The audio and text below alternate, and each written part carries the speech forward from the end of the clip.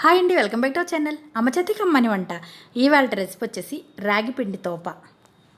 పిండి తోపని మరొక పేరు చోడిపిండి తోప అని కూడా అంటారండి. ఈ వంటకం పాతకాలపు వంటకం అనమాట. ఎక్కువగా అమ్మమ్మ నానమ్మ కాలంలో ప్రిపేర్ చేసేవారు. ఏ విధంగా ప్రిపేర్ చేసుకోవాలో ఈ వీడియోలో చూసేద్దాం రండి. స్టవ్ ఆన్ చేసి ఒక ప్యాన్లో 2 టేబుల్ స్పూన్స్ నెయ్యిని వేసి 1 కప్పు రాగి పిండిని వేసి ఫ్లేమ్ని లో ఫ్లేమ్లో ఉంచి వేయించండి. ఈ విధంగా రాగి పిండిని వేయించడం వల్ల పచ్చివాసన అంతా పోతుందండి. టేస్ట్ కూడా చాలా బాగుంటుంది. రాగి పిండిని ఈ విధంగా వేయించిన తర్వాత ఒక ప్లేట్లోకి తీసేసేయండి. అదే ప్యాన్లో 1 కప్పు బెల్లం తురుము, 2 కప్పుల వాటర్ని వేసి బెల్లాన్ని కరిగించండి. రాగిపిండి తోప తినడం వల్ల నడుం బలానికి, ఎముకల బలానికి, కీళ్ళ నొప్పులకు బాగా ఉపయోగపడుతుందండి. అంతేకాదండి, వెయిట్ లాస్ అవ్వాలనుకున్న వాళ్ళకి కూడా బెస్ట్ ఫుడ్. వేసవి కాలంలో తినడం వల్ల ఆరోగ్యానికి కూడా చాలా బాగా ఉపయోగపడుతుందండి. బెల్లం వేసిన తర్వాత చిటికెడు ఉప్పు, 1/2 టేబుల్ స్పూన్ యాలకుల పొడిని వేసి ఒకసారి బాగా కలిపేసేయండి. బెల్లం ఏమీ పాకం రావక్కర్లేదండి, జస్ట్ కరిగితే సరిపోతుంది.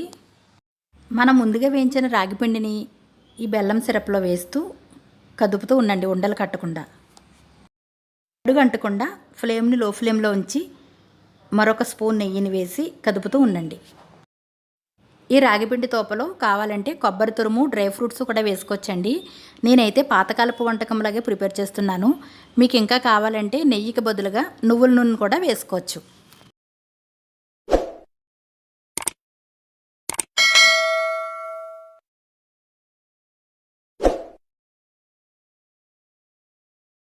ఈ విధంగా దగ్గరికి అయిన తర్వాత స్టవ్ ఆపేసేయండి.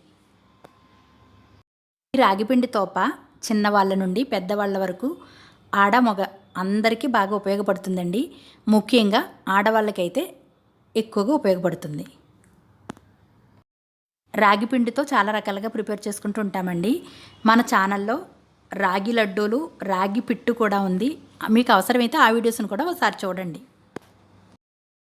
అండి, పాతకాలపు వంటకం అయితే రెడీ అయిపోయింది. అమ్మమ్మ నానమ్మ కాలం వాళ్ళు 80+ వచ్చినా 90+ వచ్చినా వాళ్ళు ఆరోగ్యంగా ఉండడానికి కారణమైతే ఇటువంటివి తినడం వల్లేనండి.